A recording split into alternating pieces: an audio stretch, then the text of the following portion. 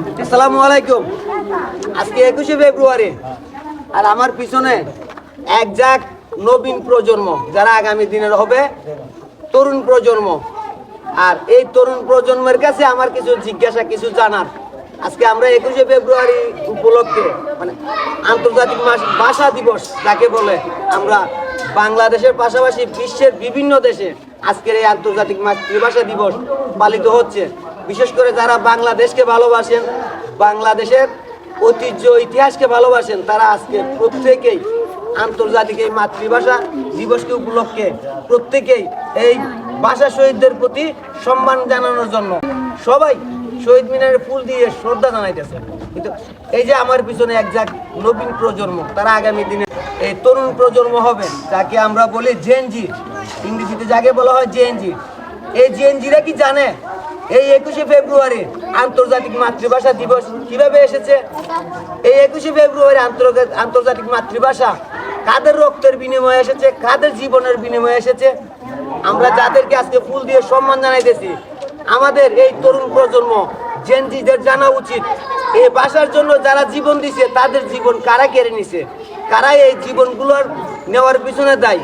আমরা শুধু প্রতি বছরে 21শে ফেব্রুয়ারি আসলে শহীদ মিনারে রাত 12টার পর থেকে পরের দিন সন্ধ্যা পর্যন্ত ফুল দিয়ে সম্মান জানালে এই শহীদদের সম্মান জানানো হবে না। আমাদের সম্মান জানাইতে হবে যারা এই শহীদদের বুকে গুলি চালাইছে, যারা এই শহীদদের জীবন কায়রা নিছে, যারা এই শহীদদের জীবন কায়রা নেওয়ার জন্য দায়ী, তাদের প্রতি ঘৃণা প্রদর্শন করতে হবে। আর না হলে শুধু ফুল দিয়ে 21শে ফেব্রুয়ারি, তারপরে বিভিন্ন দিবস আছে আমাদের বাংলাদেশে, ওগুলো পালন করলে হবে না। এই শ্রদ্ধার পাশাপাশি তাদেরকে ঘৃণা করতে হবে যারা আমাদের এই ভাষা শহীদদের জীবন কায়রা নিছে, যাদের বুকে গুলি চালাইছে, তাদের প্রতিও ঘৃণা জানাইতে হবে। আমাদের জানতে হবে কারা আমাদের ভাষা শহীদদের বুকে গুলি চালাইছে, কারা সেই ভাষা শহীদদের বুকে গুলি চালানোর অনুমতি দিছে, কেন এই ভাষা শহীদ আসলো, কারা আমাদের মুখের ভাষা কায়রা নিতে চাইছিল। আজকের এই ভাষা শহীদের উপলক্ষে আমাদেরও জানা উচিত, আমাদের মনে রাখা উচিত যে আমরা সম্মান জানাবো, তবে অন্তর থেকে। শুধু ফুল দিয়ে সম্মান জানালেই সম্মান অপূর্ণ থেকে যাবে। আমাদের অন্তর থেকে সম্মান জানাইতে হবে। আর অন্তর থেকে যদি সম্মান জানাইতে হয়, তাহলে ফুলের পাশাপাশি যারা এই হত্যাকাণ্ড, জঘন্য হত্যাকাণ্ড চালাইছিল, ভাষার জন্য যারা জীবন দিয়েছিল, যাদের জীবন কায়রা নিয়েছিল, সেই পাক বাহিনী যাদেরকে আমরা এখন অনেকেই বাংলাদেশের বুকে আপন ভাই বলে স্বীকার করে নিতে চাই, তাদেরকে এখন বাংলাদেশে বলতে চাই যে পাকিস্তান আমাদের ভাই। পাকিস্তান যদি আমাদের ভাই হতো, তাহলে 1952 সালে আমাদের শহীদরা ভাষার জন্য জীবন দিতে হইতো না। পাকিস্তান যদি আমাদের প্রকৃত বাংলাদেশের মানুষের বন্ধু হইতো, 1971 সালে 30 লক্ষ মানুষের জীবন দিতে হইতো না, 2 লক্ষ মা বোনের সঙ্গম হারাইতে হইতো না এই বাংলার বুকে। আর এই বাংলাদেশে আজকে যারা বলেন পাকিস্তান মুসলিম দেশ, আমরা মুসলিম দেশ, আমরা মুসলিম ভাই ভাই, আমি মনে করি তারা প্রকৃত অর্থে বাংলাদেশের শত্রু। কারণ 30 লক্ষ শহীদের রক্তের বুকে পাড়া দিয়া, 2 লক্ষ মা বোনের ইজ্জতের সঙ্গমের প্রতি অসম্মান জানাইয়া আজকের এই ভাষা শহীদ 21শে ফেব্রুয়ারি সে ভাষা শহীদদের বুকে পাড়া দিয়া পাকিস্তানের সঙ্গে বন্ধুত্ব যারা করতে চাইবে, তারা প্রকৃত বাংলাদেশের দেশপ্রেমিক হতে পারে না।